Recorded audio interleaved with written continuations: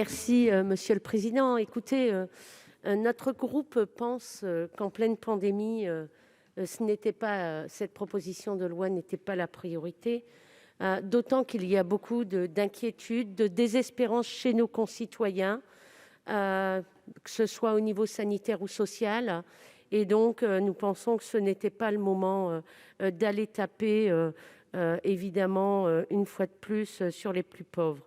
Alors, nous l'avons dit, nous sommes évidemment contre les fraudes, ça va de soi. Mais en commission des affaires sociales, l'ensemble des groupes ont dénoncé un texte inabouti, 25 articles initialement, pour tomber à 10.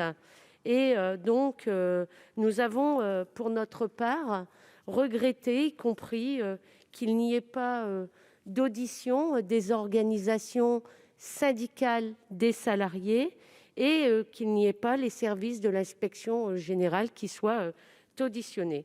Alors, nous l'avons dit tout au long de ce texte avec ma collègue Laurence Cohen, il y a pour nous deux poids, deux mesures, puisqu'il n'y a aucune comparaison, il faut bien se le dire, entre fraude sociale aux prestations sociales qui, je le rappelle, sont d'1,2 milliard et avec la lutte contre la fraude fiscale et patronale qu'il nous faudrait mener de front.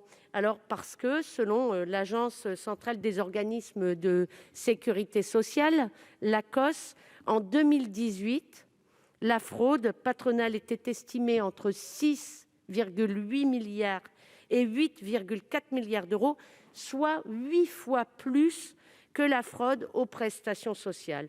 Pour toutes ces raisons, nous allons voter contre cette proposition de loi parce que, nous le disons une fois de plus, finalement, il y a vraiment deux poids, deux mesures. Je vous remercie.